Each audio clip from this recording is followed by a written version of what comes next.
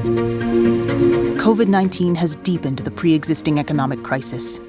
While wealthy countries are pursuing recovery through large stimulus packages and vaccine hoarding, the rest of the world is facing vaccine apartheid and struggling to finance their recovery. The economic crisis has widened existing global inequalities, both within and between countries and across genders. The Global South continues to be exploited for its resources, and women's domestic unpaid care work is still subsidizing the economy. Decisions and rules on the global economy should not be made in exclusionary forms that keep the Global South trapped in a cycle of dependency. What if there was an inclusive space to discuss how to urgently fix this broken global economic system? There is the Financing for Development process at the United Nations, the only space on global finance and development where all governments are represented with an equal vote and voice. It is now time for the 4th Financing for Development Conference. It's time to agree to a new global economic consensus that removes global barriers to socioeconomic transformation of the Global South.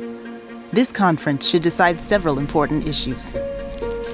Legally binding agreements should be drafted to address issues ranging from tax abuse and other illicit financial flows, to ensuring that human rights commitments and the environment take precedence over business and profit. UN frameworks should be established for the cancellation of debt for Global South countries and the governance of technology. Countries must agree to a TRIPS waiver from intellectual property protections for COVID-19 medical technologies. Additionally, foreign investors should not be allowed to sue governments through closed-door international arbitration for huge financial sums. All governments must agree to a moratorium on investor-state dispute settlement cases. The development outcomes of public-private partnerships and private finance-first approaches must be reviewed. Governments must reaffirm the centrality of public policies and investments. Development aid commitments by Global North countries must be met. Responses must be aligned with the priorities of Global South countries without conditions. These issues cannot be addressed in isolation, and while national action is vital, no country can address these global challenges alone. Now is the time for governments, policymakers, and communities all over the world to unite in calling for systemic transformation of the global financial architecture.